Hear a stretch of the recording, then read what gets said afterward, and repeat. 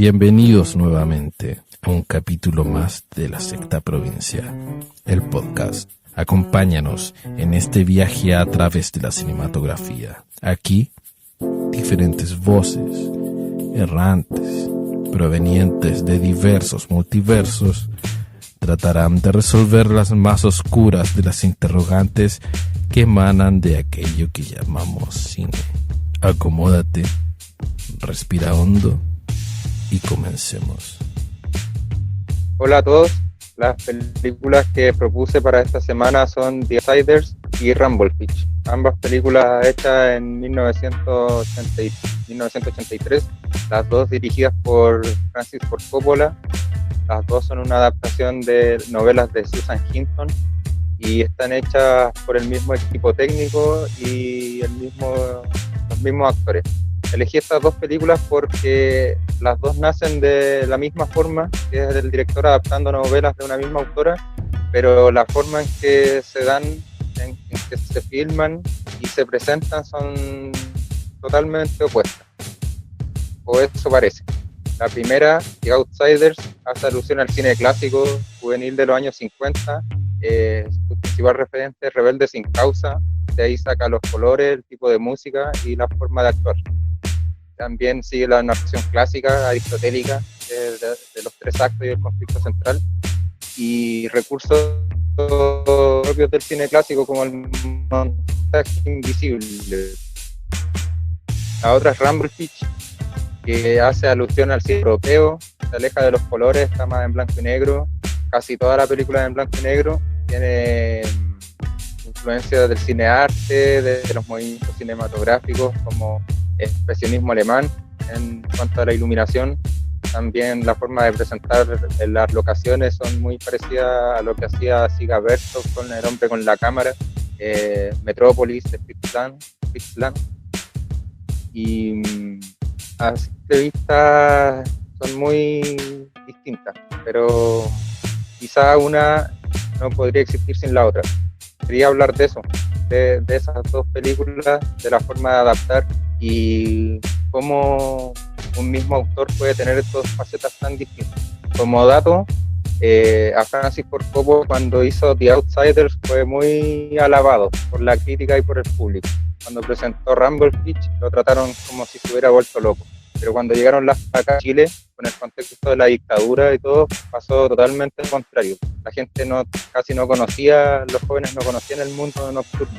Cuando vieron Rumblefish, les presentó un mundo nocturno del que querían ser parte, y tuvo más impacto Rumblefish que The Outsiders. A propósito de eso último que estás diciendo de cómo alabaron a The Outsiders y al parecer no les gustó mucho Rumblefish, fue lo que dijiste, ¿no? Se me hace bien extraño porque yo al ver las dos películas pienso que esta Rumblefish es una película que perdurará, que es muy no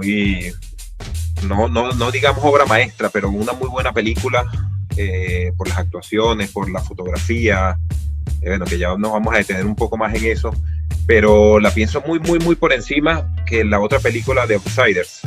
Y también me parece extraño porque creo que leí que ellos empezaron a filmar primero Outsiders, ¿no?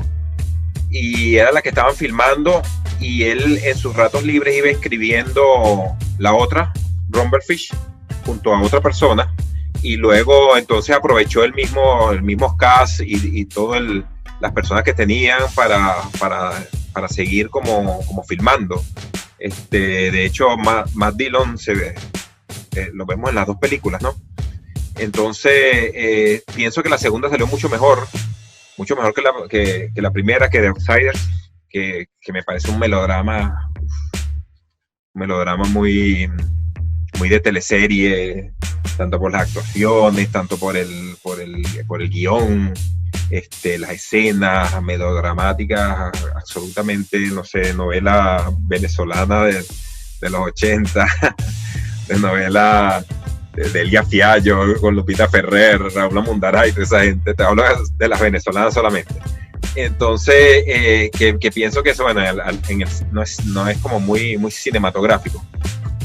Al contrario de Rumblefish, que de verdad que me parece Una muy, muy, muy acertada película. Me quedé como con lo que dijo el Seba, de que una no podía vivir con la otra, y a modo de acotación, como que me da la sensación que The Outsider es como para ganar fondos, como para agradar, como para todo público, ¿cachai? Y de ahí irse en la bola y hacer como lo que realmente quizás quería hacer en un comienzo. No sé si les da la misma sensación. No sé si es la idea de que quisieran juntar fondos. Es que me pareció que estaba muy metida dentro de un sistema de producción tradicional, muy poco jugada en términos de propuesta del director, siendo el mismo director en las dos películas, obviamente, casi el mismo elenco, aunque lo mejoró con creces en la segunda película, pero tiene una cosa que no deja de tener sentido lo que está diciendo la Cata, como que estaba más reprimido el director, me dio esa sensación. Y lo mismo con la fotografía de la otra película.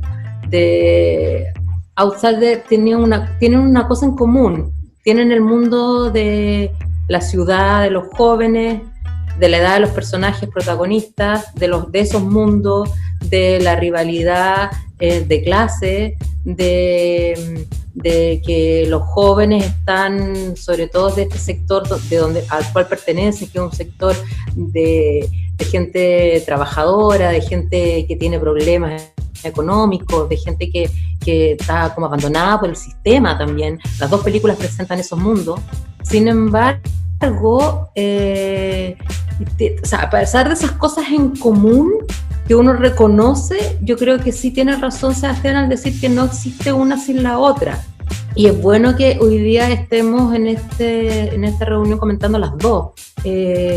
A lo mejor fue necesario, no solo en términos de estar dentro de un sistema y de ganarse plata para poder hacer la que finalmente quería hacer, que da la impresión que es la que hace, con opciones de hacerla en blanco y negro, con opciones de iluminar como quiso, con opciones de hacer esos planos maravillosos de picados, de contrapicados, en forma casi abusiva en la segunda película, pero fueron gustos del director que se nota que tiene que ver con que haya hecho la primera. No sé si con la primera juntó los fondos para hacer la que quería, pero sí tiene la relación de los mundos que está planteando en ambas películas. Eso es como para iniciar una conversa por ahí, porque uno me quedé absolutamente con la segunda, pero, y no me pidan que diga los nombres en inglés porque pronuncio tan mal que se van a estar riendo de mí, pero la segunda película en blanco y negro tiene mucho mejor calidad en muchas cosas con respecto a la primera, pero es el mismo director, no hay que olvidarse de eso. Entonces yo creo que tiene que ver con el equipo, lo que quería hacer en una y lo que quería lograr en la otra. No sé qué vaya a decir tú, Héctor. No, que iba a añadirte solamente es que estoy de acuerdo con lo que señalan, pero estuve leyendo yo por ahí, recordemos que Francis Ford Coppola venía del Padrino, el Padrino 2, en términos generales, después venía de Apocalipsis ahora, que con esa película, las tres películas son magistrales, son grandes películas, pero quedó en la bancarrota. Sobre todo con Apocalipsis Now, quedó absolutamente en la bancarrota, quedó debiendo plata, y eso influyó mucho, y leía que influyó mucho en su cine posterior. Después de eso, el cine que vino a hacer Francis Ford Coppola no es tan bueno como lo otro cine, porque él mismo lo reconoce, porque él empezó a trabajar para devolver los dineros que le habían prestado. Entonces, efectivamente, yo leía que The Outsider la hizo bajo estudio, casi por encargo, casi como película de encargo y para pagar deuda. De hecho, creo que hasta El Padrino 3 también le hizo pagando deuda. O sea, a ese nivel estamos hablando de endeudado que quedó el caballero.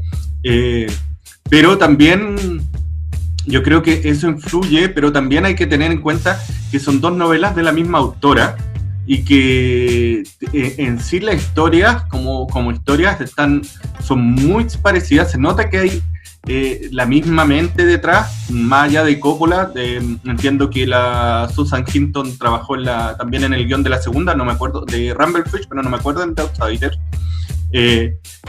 También hay un tema de estilo, o sea, yo creo que la historia de Outsider es como más clásico, se da más para un cine que me recordó mucho American Graffiti, Rebelde sin causa, de esas películas de los 50, 60, hasta 70, y en cambio Rumblefish me recordó más la que vimos hace poco, Last Picture Show, con Peter Bogdanovich, que también como que son más cercanas a ese estilo, y se nota mucho ¿cómo le voy a decir? Que realmente el Rumblefish la hizo con mucho más cariño, que le dedicó. Yo creo que hay una cosa que se nota mucho en The Outsider, que como que no cuajaron los elementos, como que la fotografía, si vemos la fotografía indistintamente lo que va ocurriendo, también es súper preciosa. Ese amanecer que ve Ralph Macchio con el otro muchacho, que se me olvidó el nombre del actor y el personaje, cuando se ponen a hablar sobre el amanecer y empiezan a decir por primera vez el poema que es el leitmotiv de esa película. Es preciosa esa fotografía, me recordó incluso a ¿cómo se llama? Lo que el viento se llevó, esa cosa media Technicolor, bien quemada, sí, de la Scarlett O'Hara, recortada sobre un fondo casi pintado. Me recordó mucho ese estilo, cine muy muy clásico, muy por la regla. Y después en Rumblefish siento que la fotografía también, pues ahí también hay unos encuadres que son preciosos, como decía Sebastián, mucho expresionismo alemán, mucho tiro de cámara a fondo, trabajo con la sombra, trabajo con la luz, y más allá de eso va también el tema de la actuación. No sé qué iba a decir Sebastián. Tiene, como entre paréntesis, tiene un plano que es muy como el famoso de Soy Cuba. Ese traveling como entre medio de edificios. Hay uno que yo dije, oh, Soy Cuba. Está aquí. Esos timelapse, claro. Eso mostrando la ciudad y atardeciendo. Lo que dicen de la cata de que una es parecido como lo que hace la gente para tener fondos siguiendo siempre las estructuras que ya están establecidas, y la otra es como más autoral. Yo creo que es parecido a eso, porque a Coppola lo llamaron de un curso de básica de una escuela que no me acuerdo el nombre ahora, pero fueron alumnos de básica los que le pidieron que adaptara la película. Le mandaron una carta a Coppola y él la hizo, yo creo, haciendo lo que se esperaba, ahí como tomando los referentes que todo está bien en Estados Unidos. Y en paralelo a eso empezó a escribir la otra basándose en su propio conocimiento y su influencia. Yo creo que por eso quedaron tan distintas en un principio, pero yo dije que una no podía vivir sin la otra, porque yo creo que Rumblefish viene a cambiarle el final a The Outsider, porque durante toda la época del cine clásico de los años 50 y pasando por todas las otras películas de temática juvenil, siempre hay un personaje que termina mal, joven, que no sale del pueblo, como lo que vimos la otra vez en The Last Picture Show. No sale del pueblo, termina con un final trágico y no tiene esperanza en el futuro. Yo creo que en The Outsiders pasa eso y ese personaje se muere. Y en Rumblefish el mismo actor interpreta un personaje muy parecido, pero ese se salva porque se incorpora un elemento externo que es el hermano, que es un personaje que ve el mundo de otra forma. Y ese hermano se sacrifica por él y permite que el personaje pueda salir del pueblo. Yo creo que Rumblefish es como una reivindicación de ese personaje, que lo propone The Outsiders y Rumblefish lo salva. Sí, yo bueno, exactamente lo que estás diciendo, ¿no? Ambas son unas películas fatalistas con esa muerte como siempre presente. Allí como que sabemos que algo como que malo va a pasar al final con el personaje, y que mueren hasta como que de formas medio son como suicidios más bien de ambos, ¿no? A propósito de Mickey Rourke en la película de Rumblefish, que Fran lo adora. sobre todo en una de sus últimas películas, El Luchador. Y ahí está cambiando. Pero yo te digo, de verdad que tú ves a Mickey Rourke en esa película y lo ves en El Luchador y bueno, parece que fuesen dos personas absolutamente diferentes, o sea, sobre todo dos personajes absolutamente diferentes. La voz que con la que se maneja en Rumble Fish es como, no sé, es como un personaje con una voz como que fuese un personaje como que fuese etéreo, como que estuviera por encima de todos los demás y que no pertenecen a ese mundo de alguna forma, o que están muy por encima de los demás, o no sé. Y bueno, muy por esa actuación fue muy alabado, ¿no? Pero sobre todo se ven cosas comunes, lo que ya hablamos del ambiente fatalista, de esa atmósfera fatalista, pero también hay un manejo, por ejemplo, de la utilización de la naturaleza para ambientar las atmósferas de las escenas. Entonces vemos también lluvia cuando están peleando, y vemos el fuego atrás, y vemos neblina, y vemos viento. O sea, todo eso lo vemos en ambas películas, aunque sean diferentes, pero lo utiliza el director de la misma manera, ¿no? Ahora, por encima, la fotografía de Rumble Fish ya es otra cosa, pues. Es una fotografía que va muy, muy pegado con el cine, con lo que es el cine negro. El cine negro, o este cine que utiliza mucho el alto contraste,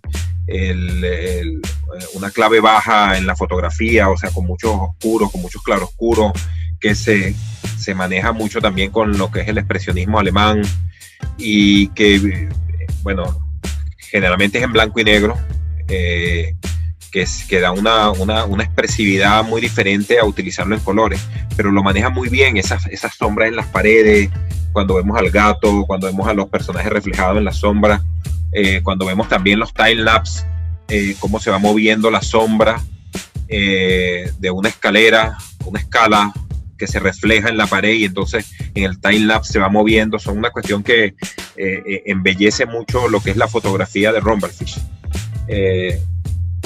No recuerdo mucho la de Outsiders. Yo tengo una cuestión para mí propia, no sé si lo tienen los demás, que cuando algo se me olvida es porque de verdad como que pasó así como que sin pena ni gloria. Y para The Outsider, se los confieso, ya la semana la había olvidado y tuve que leer algo otra vez sobre la película porque prácticamente se me había olvidado toda. Quería decir que a mí, al ver la segunda película, bueno, uno va a ver una película y lo primero que uno averigua es quién es el director, ¿no es cierto?, aparte del título. Y claro, Coppola son, como uno sabe, que son clásicos, como que es palabras mayores, uno piensa. Y sin embargo, cuando vi la primera, quedé como categorizada la película como para tardes de cine versus categorizada películas como para ir al cine. La segunda es para ir a verla. Me encantaría en algún momento ir a verla en una proyección en pantalla gigante, porque es muy distinto a verla en el televisor.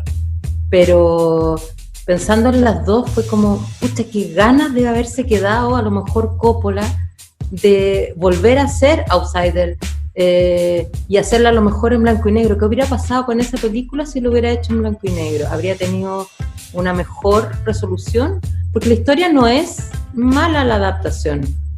Sin embargo, de repente se me hacían escenas muy largas, se me hacían escenas eternas, que uno decía, ¿para qué tanto? A lo mejor si lo hubiera propuesto hacerlo en blanco y negro y hubiera jugado con la iluminación de la misma manera que jugó en la segunda película. Nosotros al público que nos está escuchando estamos diciendo segunda película porque todos nos pusimos de acuerdo en ver Outsider primero, y la segunda está en blanco y negro, que nos tiene totalmente embobados, parece, a todos. Pero eso es como que yo creo que el director de Coppola se tiene que haber quedado pensando, ¿por qué mierda no hice la otra también en blanco y negro? ¿Por qué no sé? O el montaje, a lo mejor, no sé, pero la primera de Outsider se me hicieron escenas muy largas, muy, muy eternas, que a lo mejor si le hubiera dado tratamiento, que si le hubiera dado en blanco y negro el juego de las sombras brillante, lo que estaba hablando Argenis, absolutamente, y la construcción de los planos, todo el rato está pasando algo, hay una pelea con actores secundarios, con extras, y sin embargo cuando la cámara pasa, se ve que la acción estaba siendo rodada afuera, igual, los actores estaban metidos, entonces de repente la cámara nomás los atrapaba, pero el mundo estaba ocurriendo, y entonces el director se daba como el lujo de ir y poner y dirigir la cámara a donde él quería, pero las acciones estaban ocurriendo constantemente, cosa que no pasaba en Outside. Yo quería sumarme a lo que decía Argenis y a lo que decían respecto de la fotografía y de las actuaciones y del sacrificio. Solamente recordar que por Coppola, como es italiano, se nota mucho su origen cristiano, católico, entiendo yo, enseñanza católica, que eso está presente obviamente en El Padrino, y después lo vamos a ver en El Padrino 2, y más todavía en Apocalipsis Now, y creo que tienen razón en el tema final de lo que hace el personaje, el chico de la motocicleta. Es un sacrificio que permite... alguien lo dijo, se sacrifica por el hermano, así como una especie de Jesús que se sacrifica por todos nosotros. Creo que tiene mucho Rumblefish, mucho de ese tipo de simbología. Bueno, de Outsiders también, o sea, el hecho de que estén un buen tiempo en una iglesia, aislados, como los 40 días de Jesús, que se fue al desierto, también tiene mucho de eso. Pero lo que yo quería añadir, y para que la gente que no ha visto las películas, es que siempre hay una película donde se iniciaron los actores famosos, y creo que estas dos películas son esas. O sea, The Outsider tenemos a Ralph Macchio, el Karate Kid, tenemos al Matt Dillon, tenemos a Tom Cruise, tenemos a Rob Lowe, Diane Lane y en Tom Waits. O sea, una cantidad de personajes que después van a ser súper importantes para el cine norteamericano en los 80, los 90, bueno, todavía ahora. Y en The Outsider se suma Mickey Rourke, que va a ser sex symbol en los 80 y uno de los grandes actores actuales, o sea, un tipo con un tremendo currículum.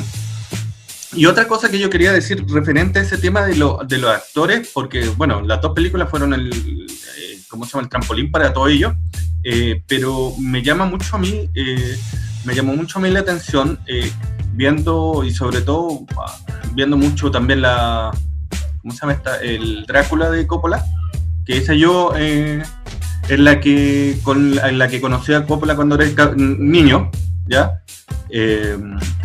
Las actuaciones de Outsider, a mí personalmente las actuaciones de Outsider no me gustaron tanto, no las sentí tan bien logradas, sin ser malas, como sí me sucedió con Rumblefish. De hecho, a mí me parecía que Matt Dillon estaba haciendo el mismo personaje en las dos películas, le cambiaron nombre, pero estaba mejor logrado en Rumblefish.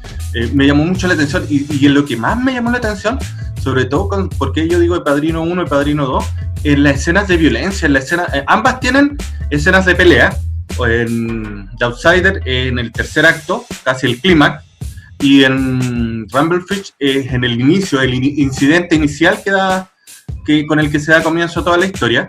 Y también me llamó mucho la atención The Outsider, que siendo un director que venía filmando la violencia como la filmaba Coppola, que no fuese tan lograda la pelea. A mí personalmente no la encontré tan bien lograda en The Outsider. Yo recordaba, me venía al tiro esa imagen de esa escena del Padrino 1 cuando Michael Caine, Sonny, va a golpear a su cuñado y lo encuentra en la calle, y el nivel de violencia de esa pelea, que también es una pelea callejera, y yo la comparaba en The Outsider y yo decía, pucha, no parece ni siquiera el mismo director, parece un director que nunca hubiese grabado escenas de peleas callejeras. Y después en Rumblefish vuelve a ser el Coppola que yo conocía, y sobre todo con la escena final, con la última secuencia, cuando ya aparece el chico en la motocicleta, el Mickey Rourke, y cómo termina la pelea. Ahí yo dije, wow, aquí volvió el Coppola que yo conocía, y después se empieza a desarrollar. No, a propósito de eso, de los actores, estos noveles de los que estás mencionando, te faltaron un Lawrence Fishburne, que también aparece, y te faltó Nicolas Cage, y bueno, y otros, Dennis Hopper ya. La Sofía Coppola. La Sofía Coppola que está en las dos películas. Y bueno, Dennis Hopper, pero ya Dennis Hopper ya estaba ahí usado ya bastante, ya había hecho varias películas. Pero tú sabes que me llamó mucho la atención el personaje de Tom Waits en Rumblefish, el come chicle, ese que lo vemos detrás de la barra. Y a propósito de lo que le comentaron estos días a Francisca, del personaje pequeño, del personaje chiquito, ¿qué haces con un personaje pequeño? Ahí vemos cómo es un personaje, es que tú lo miras, o sea, tú ves el come chicle, está pasando otra cosa y tú estás allá viendo a Tom Waits, y que ha sido como también utilizado en el cine de Coppola, y Coppola lo usa en Drácula, que es ¿cómo se llama? Como el secuaz de... Exacto, el secuaz de Drácula, y o sea, es un actorazo, ¿vale? Es un actorazo, y tú ves que no hay papel pequeño, sino actor pequeño. El personaje de Lawrence Fishburne también, un gran personaje. Igual, bueno, pero tú ves después el desarrollo también de los actores, y bueno, otros como, bueno, no han salido mucho de ese estereotipo de galán, Lowe. Bueno, Tom Cruise sí ha salido, pero también se ha quedado en esas películas del cabello liso, del vello. Este otro Mickey Rourke, yo pienso que de todos también ha sido como un poco el actor, un poco también por su personalidad, que lo ha alejado un poco de ese estilo del chico bueno que lleva en Hollywood, porque entonces chico malo como que lo alejan, y creo que ha sido lo que no ha dejado que fluya tanto el actor que hay en él. Pero quería conversar acerca del guión, y un poco en contradicción con lo que han mencionado, creo que lo dijo Héctor. O sea, hay muchos que lo han dicho, o sea, la película es guión. Tú puedes tener una película, si el guión es bueno, generalmente va a salir una película buena o una película más o menos. Pero si el guión es malo, puede ser buena la fotografía, puede ser buena el arte, cualquier otra cosa, pero siempre se queda un guión malo. Y yo pienso que el guión de Outsiders, aunque se base en las novelas de la misma escritora, no sé si ella participó en el guión, pero pienso que allí es donde cogea la película de Outsiders, porque pienso que es un guión o sea, hay cosas que por más que el actor sea bueno, tú si se lo pones a que lo diga, lo va a decir mal, o va a quedar mal. Es el caso del actor que está esperando a la polola en una esquina, y entonces lo pone a que mire el reloj y diga, coño, esta chica no va a llegar nunca. O sea, ya ahí tú haces que el actor actúe mal, lo haga mal, porque no lo haces de otra forma, porque no lo haces que sencillamente mire el reloj y preocupado mira hacia un lado y hacia otro, sino para qué quieres utilizar la palabra para que el actor diga algo, entonces lo va a decir mal. Entonces es lo que pienso que falla en la película Outsiders, porque hay escenas buenas, inclusive recuerdo una que también es bastante metafórica y bastante bien utilizado, cuando él cae en la fuente y está lleno de sangre, y entonces llenan la pantalla de sangre también, como especie de una témpera, una acuarela que se difumine por todo el encuadre. Y entonces esas cosas son los mismos planos holandeses que utilizan los mismos, inclusive también utilizan una fotografía en clave baja. Estoy hablando de Outsiders, pero la película no cuaja, y no cuaja, creo que no cuaja es por el guión. El guión, creo que un guión melodramático, un guión con cosas un guión muy de valores, de inculcarnos, mira, tienes que hacerlo así, o sea, sigue haciéndolo así, o sea, aléjate de lo malo, cosas que bien lo dicen las escenas. Entonces, ¿para qué poner a que los actores lo digan? Y es donde pienso entonces que la película se me hace latosa, fome y falsa, muy falsa. Yo creo que no es necesariamente una actuación que tú la puedas ver débil por el tema del guión. Yo creo que no es malo el guión, discrepo contigo. Yo creo que es un conjunto de cosas lo que pasa en Outsider. Es lo que estábamos hablando, de que se hizo para nuestra idea, digamos, de financiar Rumblefish. O sea, claramente hay una propuesta tan diferente en las dos películas, y a lo mejor todo tenía que ver con que rodaron menos veces los planos, no tuvieron más dedicación al trabajo con los actores. Pueden ser una serie de cosas que tienen que ver también con la parte de la producción, más que porque si el equipo humano eran básicamente los mismos, los actores eran prácticamente los mismos, salvo que en la segunda película aparece un joven Cage, Nicolas Cage, que me encanta, a mí siempre me ha gustado, y que en esta película la encontré notable también su papel. Pero yo siento que no era necesariamente el guión, porque un director con un mal guión igual puede hacer una buena película, sin decir que Outsider es mala, pero lo que pasa es que estamos comparando dos, entonces nos quedamos tan con el gusto de la segunda que nos hace que empecemos a fijarnos en detalles, así como pensar que, no, en este el guión estaba malo.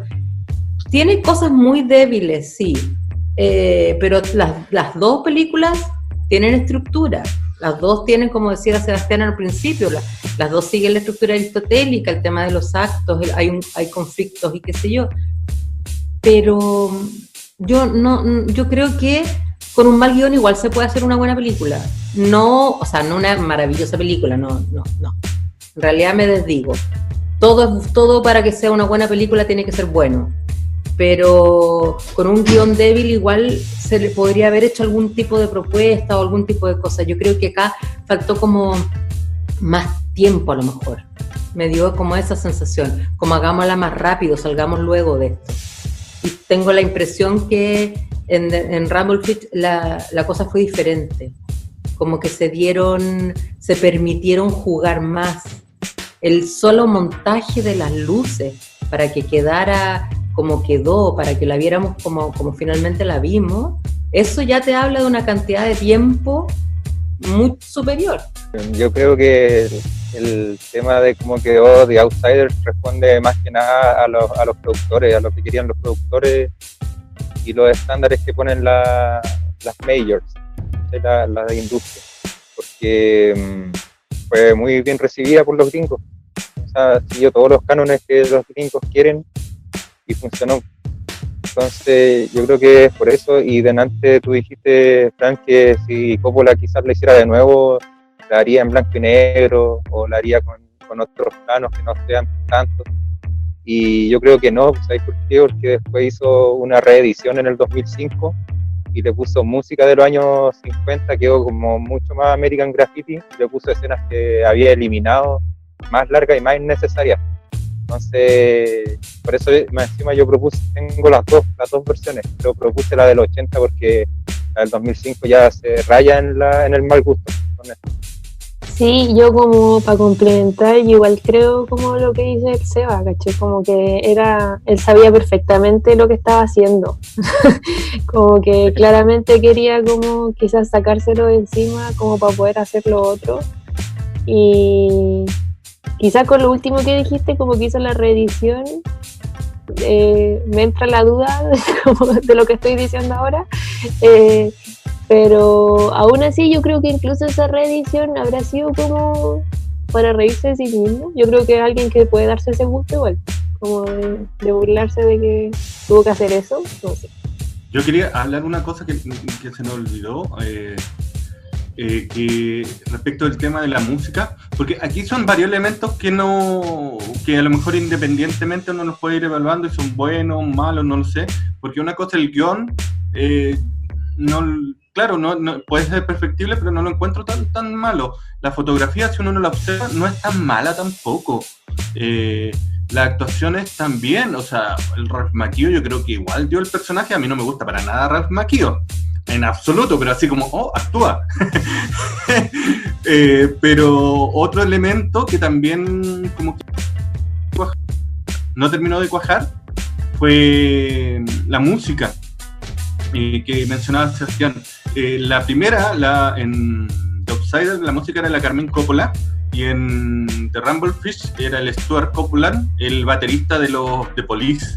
Entonces se nota mucho también, se nota mucho las distintas manos. La de la Carmine Coppola es una música tradicional, la típica música que utilizaría el cine hollywoodense para un melodrama de ese tipo.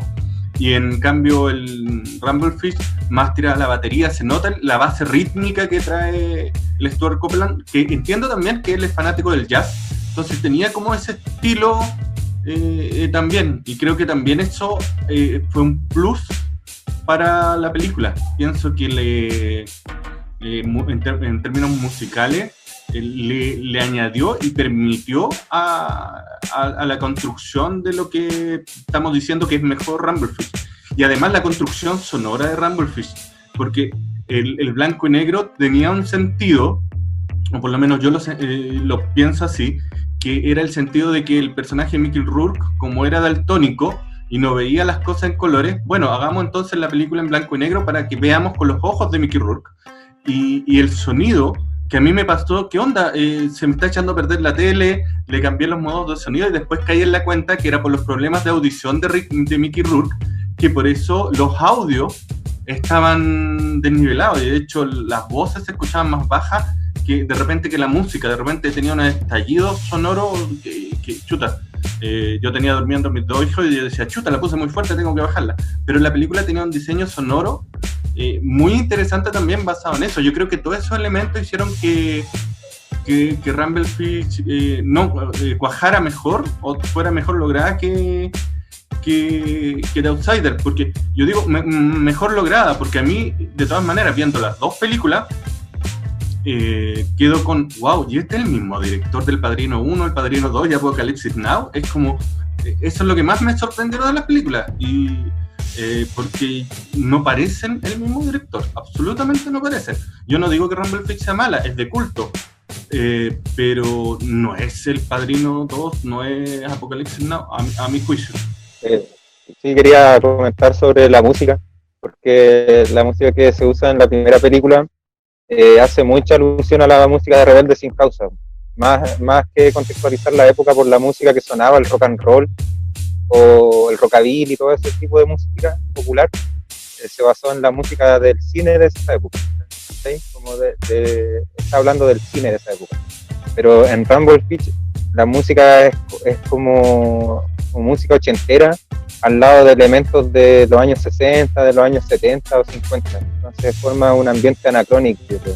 Como que no podéis decir que esta película pasó en los 80 o pasó en los 70 o en los 50, no se sabe. Entonces eso también yo creo que se complementa con que la película supuestamente está hecha desde el punto de vista del hermano, el chico de la motocicleta, porque es un personaje anexo, es como que revoluciona toda la otra película. Llega a esa trama ese personaje y la película ya queda sin época, sin estructura, no se sabe nada. ¿Sí? Como que queda una película que puede pasar en cualquier lado. O sea, lo único que sabemos es que es en Tulsa, pero también presenta a Tulsa de una forma que no existía realmente, pues esas fiestas de noche tampoco pasaban en Tulsa. Es como toda una realidad distorsionada. A diferencia de The Outsider, que es como súper concreto, son como finales de los 50 o principios de los 60, y todos los elementos que vemos nos llevan a esa época concreta. Sí, yo quería añadir una cosa de lo que decías tú, que es anacrónico y que nos desorienta un poco de Rumblefish, que yo también sentí que súper claro de Outsider, 50, 60, como lo hablábamos también cuando hablábamos de Last Picture Show, que esa época dorada como que tienen los estadounidenses metidos en la cabeza, como pérdida de la inocencia, es de esa época 50-60, y que Rumblefish pareciera que fuese después, porque hablan que ya terminaron las pandillas, que estaban muy marcadas de Outsider, y ya aquí ya no existían las pandillas. Es como que da esa sensación y como que uno piensa, 70 y 80. Y un elemento que yo nunca me había dado cuenta hasta ahora con Rumble Fish, que no aparecen en las típicas películas de los 50, es la comunidad afroamericana. O sea, aparece Lawrence Fishburne como un personaje que ya es raro dentro, porque nunca aparece comunidad afroamericana en este tipo de películas gringas. Y además ellos después van a un barrio afroamericano y lo disfrutan y hacen un análisis, una reflexión en torno a cómo ellos son distintos y cómo es casi otro mundo para ellos, como que sienten el color, sienten la vida, que es otro Estados Unidos, otro país, otro planeta.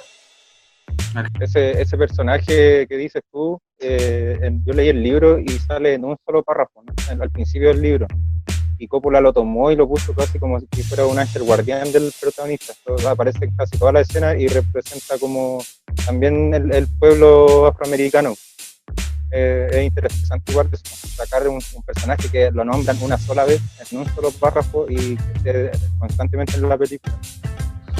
Sobre los temas simbólicos, al tiro te pasó, Argenis. Eso me llamó la atención. Es un personaje muy simbólico porque el personaje de Lawrence Fishburne nunca vemos por dónde llega, nunca vemos cuándo se va. Está ahí y aparece. Y está vestido de blanco entero. El único que además usa gorro como si usara una aureola en la cabeza. Me llamó mucho la atención también ese personaje. Creo que también va por el tema, como dices tú, lo sentí como un ángel, como el ángel guardián de los personajes principales. Argenis. Y bueno, si alguien nos escucha posteriormente, les pido disculpas, no vaya a ser que estemos aquí diciendo unas cosas que no sean así, porque hemos trabajado hipotéticamente sobre si Coppola quería ganar dinero con una película o con la otra no, quería ser más personal. Pero fíjate que ahorita mientras hablaba Héctor, investigué aquí en San Wikipedia, y me di cuenta que los productores de la película de Outsiders no aparece Coppola, mientras que en Rumble Fish sí aparece Coppola como productor junto a otros dos. Entonces allí también salvamos al maestro del Padrino y de Drácula de Apocalipsis Now. Creo que la conversación también la dirige Coppola, ¿no? Lo salvamos de haber hecho Outsiders.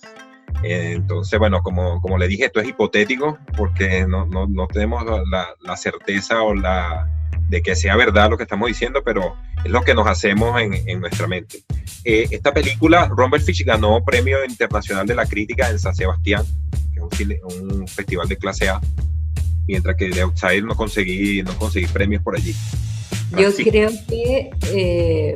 bueno, a todos los que nos escuchan, y si no han escuchado antes estas grabaciones que hacemos tan felizmente, nosotros damos spoiler, o sea, estos podcasts que estamos grabando, estamos pensando en que la gente ya vio las películas, así que la invitación es a que las vean y que nos escuchen después.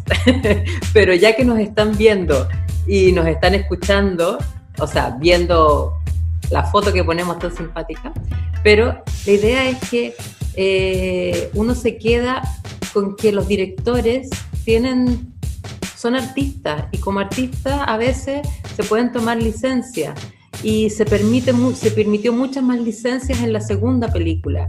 Es como que hay mucho más cariño en la segunda, es como y no importa que uno pueda haber sido un genio como director y haber tenido una maravillosa obra, y después perfectamente con la asociación con productores, con otro guión, errarla. Pero no creo que haya sido error. Yo creo que cada una de las películas uno va aprendiendo. Definitivamente, cuando yo vi las dos, yo dije, bueno, me quedo con Rumble Fish 100%.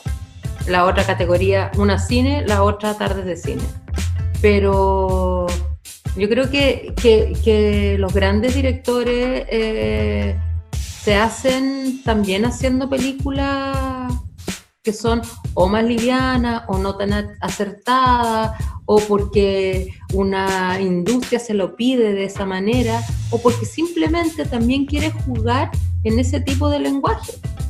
Si es un señor italiano pero que vive en Estados Unidos, entonces tiene una una tendencia igual al cine de Hollywood y es lo que le da plata para poder hacer otras, digamos. Yo creo que el comentario inicial de Catalina, de que seguramente una ayudó a financiar la otra, nos queda más que claro que puede ser así. Las dos películas son buenas. Yo no podría decir que son estilos diferentes y a uno le gusta más una que otra, claramente. ¿Y por qué? Por las cosas que hemos estado hablando. Héctor. No, lo que yo quería añadir, Francisca, que es súper entendible tu punto, lo que dices tú, considerando además que Francis Ford Coppola pertenece a una generación, o sea, a una generación de directores, o sea, American Graffiti es de George Lucas, que es amigo de él, también viene de donde mismo. The Outsider tiene tomas que uno dice, oye, esto es lo mismo que hace, ¿cómo se llama? Steven Spielberg, porque también son de la misma generación, son amigos. Vamos a encontrar que tiene cosas de Peter Bogdanovich porque son de la misma escuela. También me acordé mucho sobre todo en las peleas de Martin Scorsese, son de la misma generación, o sea, no en vano cuando Martin Scorsese se ganó su Oscar por The Departed, arriba estaban Francis Ford Coppola, Steven Spielberg y George Lucas. George Lucas dijo, no sé qué hago aquí, pero me invitaron. Y también estaba Brian De Palma, o sea, son tipos que son de la misma generación, por eso tienen temáticas muy parecidas, por eso yo creo que Francis Ford Coppola hizo también The Outsider, porque él quería hacer su American Graffiti, pues, si George Lucas la hizo, y ahora Steven Spielberg va a volver al mismo tema porque está haciendo el remake de, ¿cómo se llama? Amor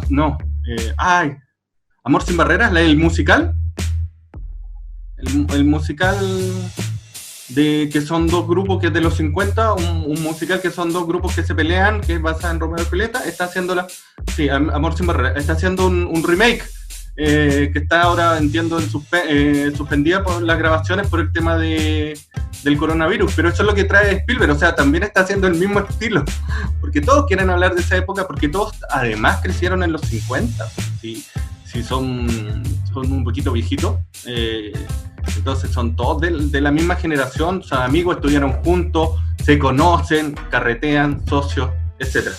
Sebastián.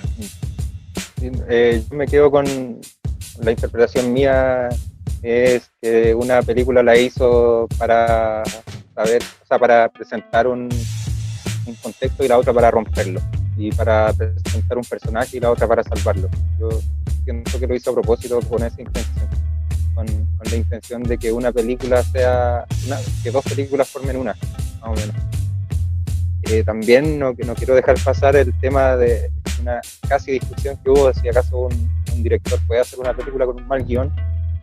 Yo por mucho tiempo pensaba que no, que un guión malo va a ser una película mala sí o sí. Pero últimamente creo que sí, con un director puede recibir un mal guión, pero el director tiene que estar consciente de que es un mal guión, y así puede hacer una buena película con un mal guión. Sí, a mí de hecho no me gusta hablar de malas películas, me gusta hablar de películas logradas y no logradas, o sea, películas que creo que, no me acuerdo si fue Cronenberg o no, que hablaba que cada película es como un ejercicio, un ensayo, un error, entonces a veces te resulta y a veces no te resulta. Y por eso, y yo también digo, o sea, ojalá a partir de un buen guión, a mí me gusta el tema de guión, ojalá a partir de un buen guión, pero también hay películas que son muy buenas y que los guiones no son perfectos, o sea, hay hartas que podríamos mencionar. Puedo contar una anécdota que yo tengo con Ford Coppola, que ahora vine a entender. Lo que pasa es que yo, cuando estudiaba en la universidad, estaba estudiando periodismo, tomé un curso de música del cine, ya no me acuerdo el profe, tomé un curso de música del cine, y el profe, el examen final consistía en hacer un análisis de la banda sonora de una película que tenía que ser con la característica que tenía que ser cine de autor. El profesor defendía mucho la tesis del cine de autor. Entonces recuerdo que un compañero de clase, Gonzalo Massa, hizo su trabajo sobre El silencio de los inocentes, de Jonathan Demme, que él no encaja dentro de la categoría de cine de autor, no encaja, o de lo que se entiende tradicionalmente como cine de autor, y el profesor se le destrozó el trabajo. Entonces yo con ese antecedente tenía mucho miedo, porque yo quería hacer el Drácula de Coppola, y todo lo que era la música del Drácula de Coppola. Entonces vine y medio pillo, le pregunté al profe antes de que me dijera nada, profe, ¿puedo hacer una película de Coppola? No le dije qué película. Y el profe me dijo, ¿cómo se le ocurre? Si ese director no es cine de autor, ese es un mercenario, un artesano que trabaja para las productoras. Y por favor, no se le ocurra ni siquiera hacer el Drácula, porque es la peor película con la peor banda sonora que se ha hecho. Y, bueno, al final hice una de Fritz Lang, pero siempre quedé en la mente que uno piensa en Coppola, porque claro, uno piensa en Coppola como cine de autor pensando en El Padrino 1, Padrino 2 y en Apocalipsis Now. Pero ahora viendo estas películas entiendo, o sea, de hecho la Zoetrope, la productora de las dos películas, le pertenecía a él y la tuvo que vender. En las dos películas aparece Zoetrope, pero entiendo que ya no era el dueño de la productora propiamente tal. Y que el profe en el fondo eso es lo que reclamaba, que Coppola pudo haber hecho películas que eran 100% de autor y también fue un poquito artesano. Estoy de acuerdo que esa forma de entender el cine ya está obsoleta, obviamente, no la defiendo, solamente contar una anécdota de Coppola y que por fin entendí, esta es la película que se refería a él, que lo mandaron a hacer, lo contrataron nomás. Oye, complementando tu anécdota, es chistoso lo que decís, o sea, para mí, porque para mi tesis, yo hice la tesis de estas películas, precisamente lo que era la adaptación para el cine, o transposición, mejor dicho. Y el director de la carrera, que era uno de los que me evaluaba, me preguntó, ¿tú puedes decir que Coppola es un autor? Y esa fue justamente la respuesta que tuve mal. Y todavía no sé, porque se supone que un autor es un director que va siguiendo una misma línea, supuestamente. Y Coppola lo hace igual, pero igual está dentro de la industria. Y también si la industria igual pone cánones que establecidos. Entonces tampoco, hasta ahora todavía no lo sé, y yo creo que el director de la carrera me preguntó para ponerme en para hacerme esa reflexión. No sé si había la respuesta correcta o no. Yo quería, con eso que tú dices de cine, director que hace cine de autor o que puede enamorarse de una historia totalmente diferente a la que es su propia tendencia o gusto personal y hacerla brillantemente igual, es también tan válido como cuando en el mundo de la actuación se habla de los actores de reparto y los actores de carácter. Hay actores de carácter que se llaman, que son los que repiten una y mil veces el mismo personaje independiente de la historia, porque el actor aporta con ese personaje permanentemente y es brillante. Humphrey Bogart hizo el mismo personaje en todas las películas y nadie podría decir que es un mal actor. Acá en Chile, la Ana González, que siempre le pedían hacer el mismo personaje de la Desideria, y hacía la Desideria pituca, incluso hacía todo tipo de formas de hacer la Desideria y la hacía maravillosa, la gran Ana González. Pero también hay actores de reparto que uno sigue y uno dice, ¿cómo se puede transformar? Lo que estaban hablando de Mickey Rourke, que, bueno, mi gusto personal pasa por desde 9 semanas y media, así es que no, me voy a dejar hasta ahí solo mi comentario porque están todos riéndose aquí. Pero hay personajes, actores, digamos, que hacen personajes y se transforman completamente para cada personaje. Uno tiene sus propios gustos de las formas de actuación diferentes, pero igual son todas válidas y son todas bienvenidas. Si lo que importa es que lo que se ponga en pantalla sea bueno, sea de calidad o se persiga al menos eso. Eso creo yo. No sé si es más valioso o no un cine de autor o un cine de reparto, como se dice con el término de los teatros. Seba. Lo de que un actor siempre haga personajes muy parecidos en distintas películas, eso es un requisito del cine industrial de Estados Unidos, se llama Star System, y es justamente eso, buscar personajes que siempre respondan con el mismo canon, y así lo eligen en distintas películas. Y en ese sentido también The Outsider hace eso. Al descubrir estos actores también les dio características que siguieron después también. Y en Rumblefish no pasa eso. En Rumblefish siento que los personajes que interpreta cada actor son muy particulares y no lo he visto en otras películas algunas. Como para terminar, me engancha ahí lo que dice el Seba, como que para mí, no sé si van a cachar, pero cuando vi al Matt Dillon, para mí siempre fue Trip Murphy de Herbie a toda marcha. y es casi el mismo papel, así como el bueno enojado, el malo, entre comillas, como que me hizo mucho sentido eso que dijiste de que como que quizás siguieron repitiendo como el mismo tipo de personaje. Y no sé, en conclusión yo creo que The Outsider es como la peli bien lograda, que sigue estándares como dijeron ustedes, y la otra yo creo que claro, sigue esta idea del cine de autor, que no sé si estoy muy de acuerdo con ello. Yo creo que eso, como que está muy bien lograda una para un estándar industrial y la otra va como con cariño, va como de adentro. Ya, yo quería hacer un comentario respecto a lo que hablábamos de actores, o lo que decía Francisca de actores de reparto, de un actor que a mí me encanta mucho, que se llama Stephen Root, que es un actor que yo lo sigo desde hace muchos años y que es increíble. Estaba mirándolo ahora en Internet Movie Database, que está acreditado como en 250 películas y series de televisión, y es un actor que pasa muy piola porque se transforma absolutamente para cada personaje que hace.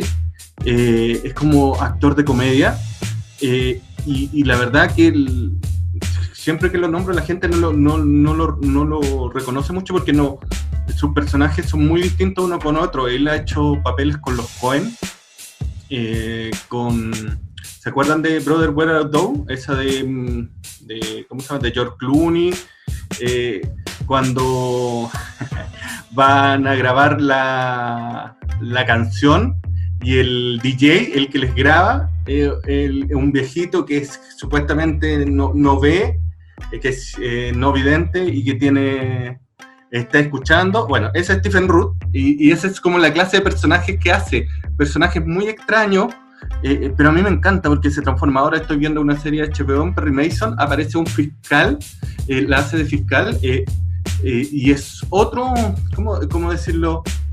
Otro ámbito, otro personaje absolutamente, se reinventó, incluso hasta bajó un poco de peso, que me gusta. Entonces, respecto a eso de decirle a la Francisca, sí, a mí me encanta ver esos actores que se transforman de uno a otro, y es uno que yo les recomiendo que sigan. Y lo otro, lo que yo decía, que yo también siento que el concepto de cine de autor también es un poquito que está en desuso, podríamos decir que ya está un poquito pasado, pero sabemos que acá hay mucha gente que lo defiende a rajatabla, porque nosotros también, así como podemos encontrar un cine de director de cine, también podremos encontrar un cine de actores. Arnold Schwarzenegger siempre hace la misma historia, por ejemplo, aunque sea mal actor.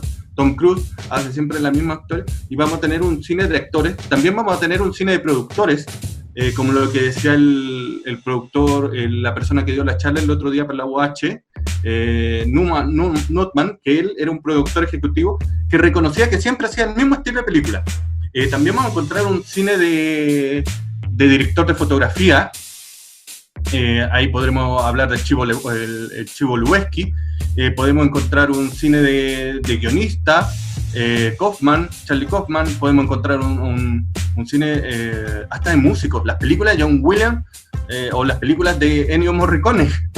Entonces yo creo que está un poquito en desuso ese concepto de cine de autor, además entendiendo que si entendemos el cine como industria, va a pasar que un director de repente va a tener que hacer una película por encargo o porque lo contrataron para hacer una película, pero también le va a poner el mismo cariño y vamos a tener a muchos directores que nos gustan que hacen eso, o sea, sobre todo en Estados Unidos. Una acotación con respecto a lo que decía el Seba también de cómo se consideraban a los actores en Hollywood y todo eso. Hay un dicho entre los directores, cuando un actor te diga que es de carácter, a veces se escuda para decir que no es capaz de hacer otra cosa. Entonces, ojo con eso. De repente es bueno preguntarle a nuestros actores, ¿y tú cómo te defines? ¿De carácter o de reparto? Porque a veces, y no es malo, uno de carácter que lo hace bien y lo sostiene y crea en el tiempo su personaje, uno lo agradece y lo termina viendo bien. Esa era una acotación. Así que el actor también puede hacer un personaje de autor.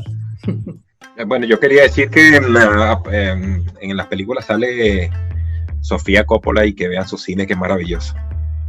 De verdad me parecen, ahí tienen unas películas que son una maravilla, las películas de Sofía Coppola, y que la otra vez alguien la comparaba con su papá, y no sé si será mejor o peor, pero tiene una estética bien interesante que se ve en sus películas, y un cine bien contemplativo y de planos fijos, que nos invitan a ver el plano, a ver lo que está sucediendo, a ver las pequeñas cosas, los pequeños gestos de los actores. Son actuaciones como comedidas, como no vas a ver una actuación exagerada ni...